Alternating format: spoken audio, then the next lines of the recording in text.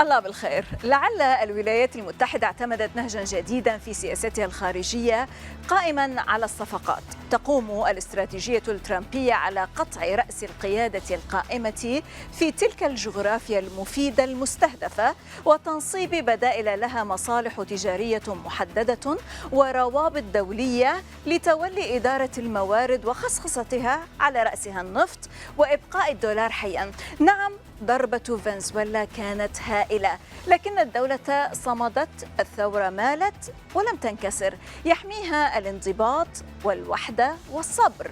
التفاوض تحت التهديد ليس استسلاما، بل استراتيجية البقاء لا خضوع. الحرب تغيرت، لم تعد قنابل فقط، بل باتت أيضا روايات وأخبارا زائفة وتشكيكا واختراقا للوعي. الحرب النفسية في الصدارة الآن، تهدف إلى تفريغ القيادة من الداخل. هذه هي عقلية الأفول، قوة آيلة إلى السقوط تقامر بجنون لتؤجل لحظة الانكشاف. هل ما حدث في عتمة ليل فنزويلا كان فشلا؟ كان خيانة؟ أم بروفا؟ متى بدأت هذه الحرب الأميركية الهجينة على فنزويلا؟ كيف يتم استغلال الحياة اليومية للفنزويليين كسلاح؟ وهل التفاوض شكل آخر من المقاومة؟ نرحب بكم ونرى ونسمع أكثر مع فيجاي براشاد، المؤرخ والكاتب الهندي في البعد الأقرب. هذه الميادين، وأنا زينب صفار، خليكم ويانا.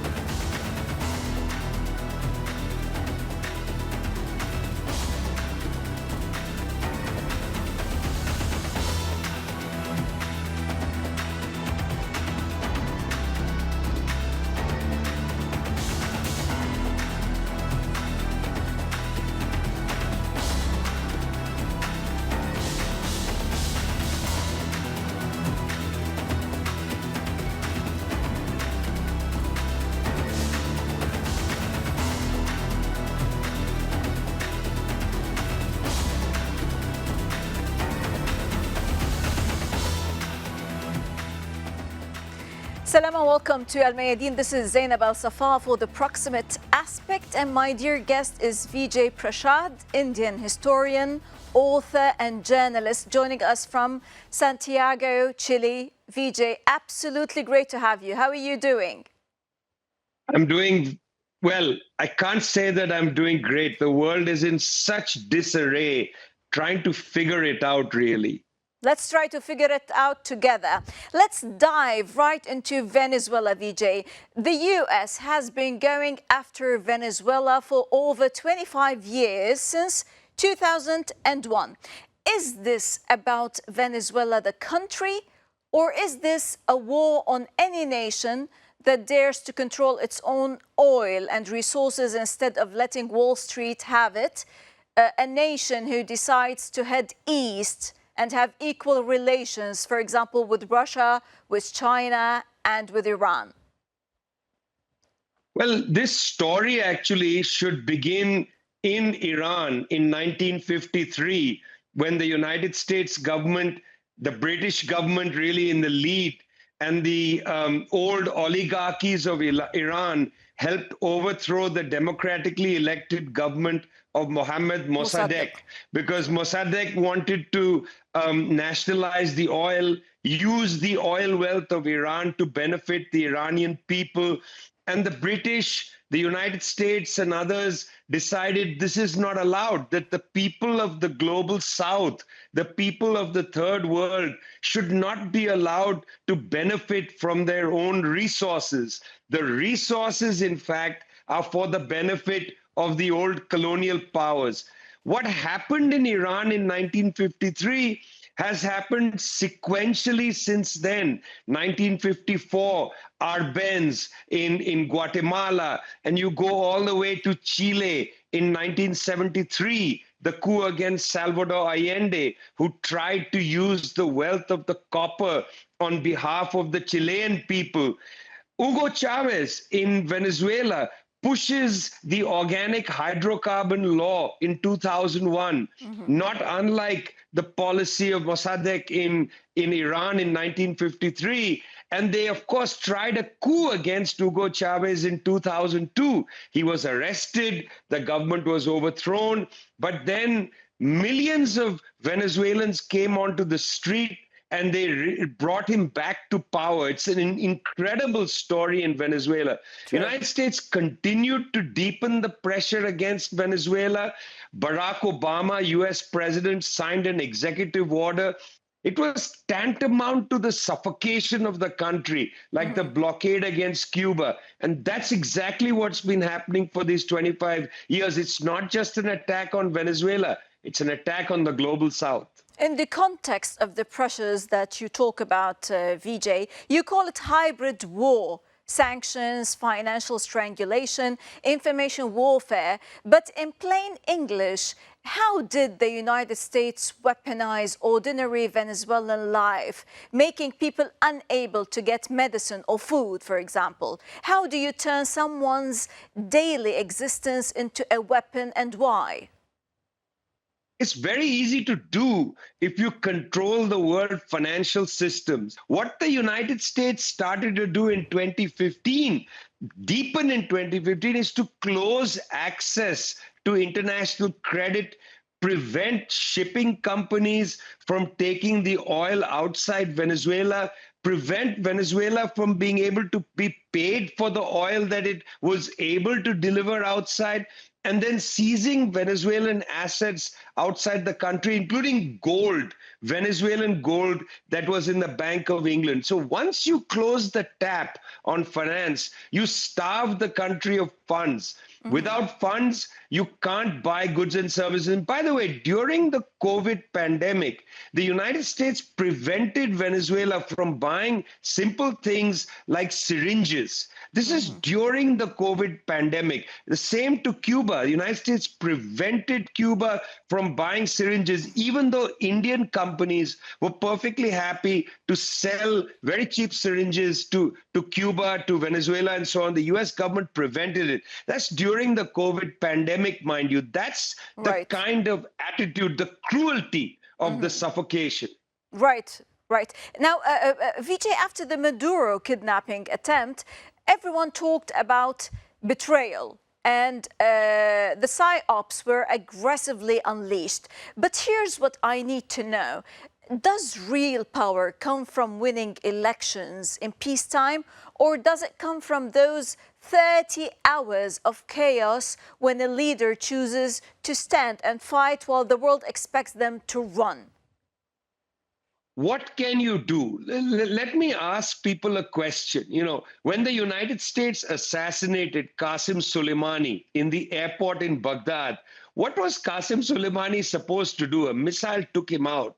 You know, what did Syed Hassan Nasrallah, what was he supposed to do in Beirut when the Israelis using US weaponry decided to kill him, to martyr him?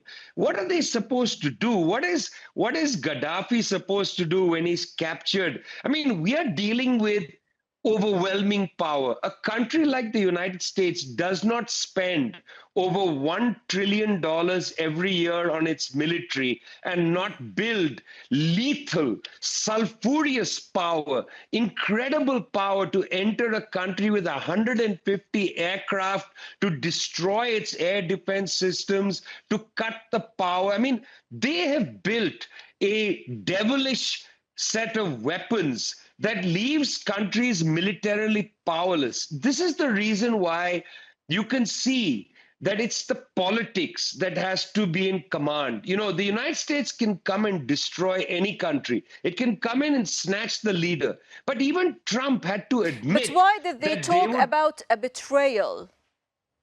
No, you see, that's part of the information warfare. You don't need betrayal. I mean, you know, who betrays the Hezbollah operatives who have pagers going off in their pockets? It's not a question of betrayal. It's a question of that these hyper-imperialist powers of the collective West, whether it's the United States or Israel, they have built an immense intelligence network that is mostly through A electronic high-tech surveillance. AI intelligence network, of course. Very high tech. I mean, it is really dangerous to slip into the language of betrayal, to turn against each other, to start eating each other alive. Yes. What's more important to recognize is the US doesn't have the capacity, the political capacity to actually come and rule Venezuela. Exactly, but this is also part of the soft war. Part of this kind of what you talked about, the hybrid war. Now, Venezuela, Vijay, has oil. Iran also has, in addition to natural gas, also oil. Both try to stop pricing it in US dollars. We are told this is about democracy, for example, and human rights. But is the so-called rules-based order actually a protection racket? The rule seems simple: price your oil in dollars or we regime change you, decapitate your leadership. Is that what we're not supposed to say out loud, Vijay? That's one part of it. But there's another part of it. There's something that Venezuela and Iran have in common that's, I think, important to understand. And that is the export of its ideas.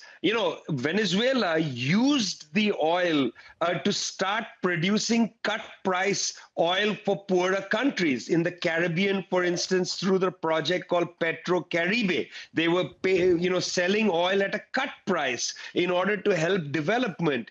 In the rest of South America and Latin America, the Venezuelans were using the oil wealth to help build the base to end poverty. They were bringing in various people's movements to Caracas, using some of the oil wealths to have meetings to discuss how to strengthen people's movements. This was unacceptable. This is the pink tide. It had to be rolled back. And I think weakening Venezuela was part of rolling this back. Very similar with Iran. I mean, Iran was using its oil wealth to build a base, for instance, in the fight against Israeli apartheid and Zionist expansionism. It would have meetings about these issues. It was strengthening the forces of resistance in Gaza, in other places. And the Israelis and the United States wanted to roll Iran back. They said this quite directly. The weakening of Iran and the weakening of Venezuela are not just about Iran and Venezuela. They're about the defense of Zionism, or in one sense, the defense of the far right-wing oligarchs in Latin America. Talking, Vijay, about Iran, yes, Venezuela and Iran are getting the Syria model: external pressure, collapsed state, failed state, unilateral coercive measures, then outsiders divvy up and loot the resources. Would Iran have a similar fate as Venezuela, especially in the wake of the current status quo, the street protests and the American threats? How many countries, Vijay, can the US of A do this to before it stops being strategic victory and starts being the death spasm of an empire that can only destroy, not build? 100 years ago, a Mexican president said that one of the problems for Mexico is that it was so far from God and so close to the United States. One of the problems for Venezuela is indeed, as with Cuba, it is very close to the United States, and the United States treats these countries in South America as part of its territory. With Iran, it's slightly different. Iran is very close to Russia. It's very close proximately to China. These countries perhaps will see to it that no such major assault can take place on Iran. Perhaps. I say the word perhaps because we need to understand that Russia and China are both defensive powers. Russia could not save the government in Syria, remember. Even though it had a military base in Latakia, it could not. These are not offensive, major global military powers. They are defensive powers. That is why it is so important to strengthen the political will of the BRICS countries so that these countries stand together, defend each other, not just let each other hang separately. Right. Now, everyone, Vijay, talks about multipolarity, China, Russia, and the global south standing up to American hegemony and unipolarity. But it didn't protect Venezuela from kidnapping its president. It also didn't, for example, stop Syria's partition, and the show is on and on. It didn't save Gaza. If multipolarity can't actually protect sovereignty in practice, what does? I mean, I don't actually agree that we live in a multipolar world. I just think maybe there's a on new the way mood. to living in a multipolar world, but I don't even think that we are going to a multipolar world. I don't think Russia, China, Iran want a multipolar world. I think what we want is a world of humanity. What we want is a world of rules and laws and multilateralism. We want respect for the UN Charter. We don't want a Chinese pole, a Russian pole, a US pole. We don't want to live in that world. We want to live in a world of emancipated humanity. That's how I understand, for instance, the Chinese project. They don't want a Chinese pole. They want multilateralism, respect for the UN Charter. It's a treaty. It's a treaty that countries have signed. For God's sake, respect it. That's exactly what I think we should be going towards. Right now, I mean, my great fear is the United States understands that there is no path for the US to rescue its economy. There is no way to onshore its industry. The only strength the United States has is military strength. And it's going to use that military strength, the strength over finance, to put tariffs on countries, to bomb countries, to do this kind of gangster stuff, to be able to exercise its strength. Countries need to come together. They need to let it be known to the United States that this behavior is unacceptable. Right now, we're not seeing the kind of outrage that we should be seeing. Even when the Chinese foreign ministry condemns what the US does, that condemnation is not enough. We need a UN Security Council resolution saying the United States conducted an illegal attack against Article 2 of the UN Charter. Why aren't our countries going to the UN and condemning the United States with a resolution? Why are we allowing the US to condemn us, but we never condemn it? Now, the US, of course, we know, Vijay, that the US and Israel both killed international and humanitarian law in Gaza.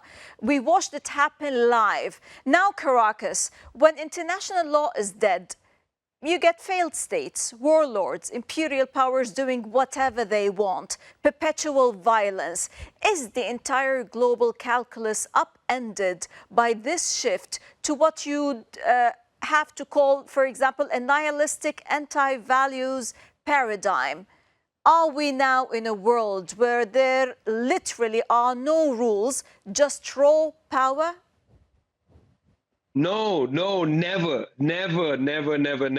We have to insist on the integrity of the rules. I mean, I know the United States has walked out of 66 treaties. Marco Rubio calls them anti-American treaties. Let them walk out of it. But the treaties still exist. There are 193 countries in the United Nations.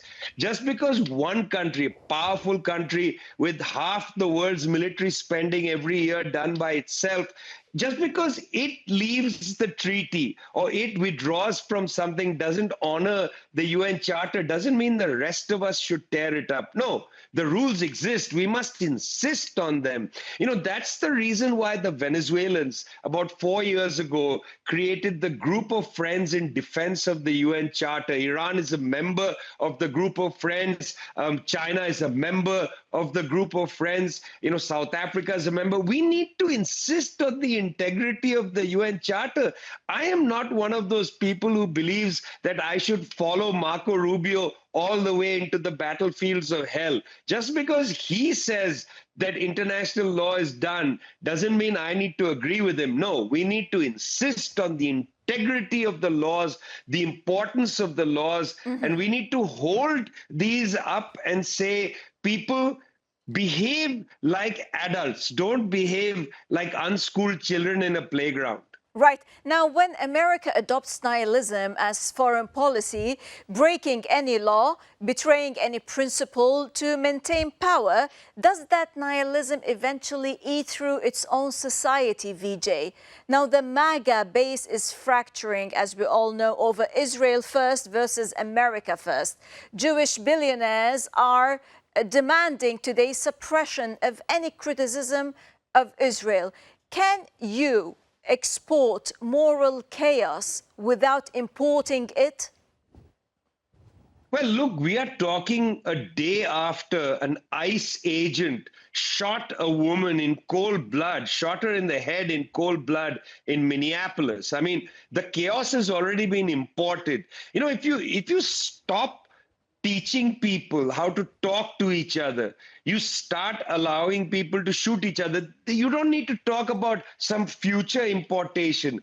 The fact that the United States has so many shootings every day is indicative of the import of those values into the society. I mean, you know, people come frustrated because there's no place to exercise their dissent or their speech. They come frustrated into shopping areas, to movie theaters and schools, and kill people. This has been happening for years. It's a problem. By the way, it's bizarre that the US government charges Nicolas Maduro with arms possession. I wonder what the National Rifle Association within the United States has to say about that. I mean, he's a foreign national. He's allowed to follow the laws of his own country when it comes to guns. He can't be charged with that in the US. By the end of the day, the entire US indictment is going to collapse. They say that Nicolas Maduro is a member of a gang. Now they've said, well, that gang doesn't exist. What else are they charging him with? In the end is nothing. It's a 92-year-old judge who's taken Nicolas Maduro's case. I hope he just throws it out of court and Mr. Maduro is able to go back to Caracas, and so too Celia Flores. Sure, we hope so. Now, as we come to a close, Vijay, what's the major takeaway from the Venezuela debacle? The most important thing for people to take away is to be intelligent and to have fortitude, to trust yourself. You know, cannot fall prey to the information warfare, cannot allow the strength, the military strength of the collective West to intimidate the rest of us into silence. That's no way to live. You know, I would prefer to die on my feet than to live on my knees. Sure. Vijay Prashad, Indian historian and writer, thank you so much for sharing your views. Pure pleasure to have you always, Vijay. Thanks a lot. It's great to be with you. Always a pleasure. اتفاقيات إسحاق في أمريكا اللاتينية ليست جسرا ثقافيا، بل هي هندسة نفوذ بأسلوب مدروس وعبر استراتيجية هادئة. خلف لغة التبادل والتقارب تتشكل محاور واصطفافات، أصوات انتخابية وأمن وسياسة وتأثير. اتفاقيات إسحاق ليست عن تعرف أمريكا اللاتينية إلى إسرائيل، بل عن تثبيت إسرائيل داخل أمريكا اللاتينية في لحظة تشقق عالمي وانقسام أخلاقي حاد في ذروة إبادة غزة. العمل الخيري واجهة والشراكة غطاء، أما الجيوسياسة فتتقدم بلا ضجيج وبهدوء وتكتيك. في الخلاصة، هل هذا تعاون ثقافي أم بناء ناعم لمحور توسعي جديد للسيطرة على نصف الكرة الغربي سياسياً واقتصادياً وأمنياً؟ من كل الميادين، حياكم.